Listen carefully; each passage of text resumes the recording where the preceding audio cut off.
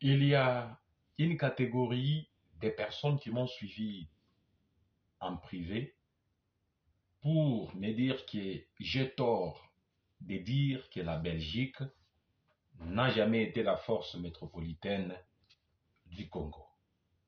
Alors, il y a plusieurs éléments qui entrent en ligne de compte, attestant, bien entendu, que la Belgique n'a jamais colonisé le Congo.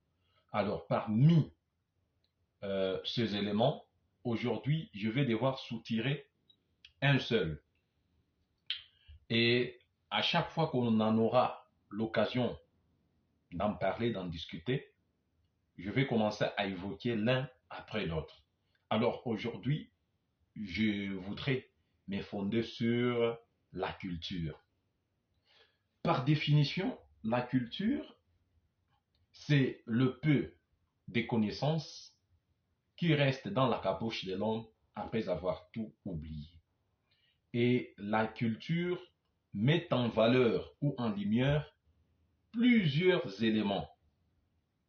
C'est notamment l'art,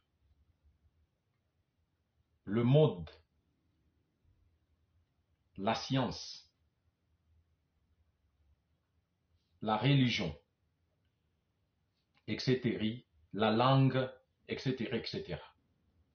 Alors, parmi ces éléments, le composant de la culture que je venais d'évoquer, je tire la langue. En Belgique, on ne parle que deux langues, en l'occurrence du wallon et du flamand.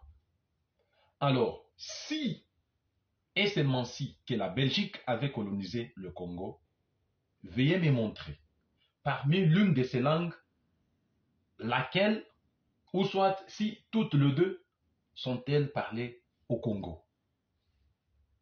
Mais par contre, quand vous partez par exemple en Afrique du Sud, l'Afrique du Sud a été colonisée par l'Angleterre. Et le Sud-Africain, parle-t-il en quelle langue? Vous avez la réponse. Alors je vais commencer à évoquer chaque élément, l'un après l'autre. Merci, veuillez vous abonner massivement à ces comptes et je vais vous le prouver à la face du monde que la Belgique n'a jamais été la force métropolitaine du Congo. Je vous aime bien. Ciao.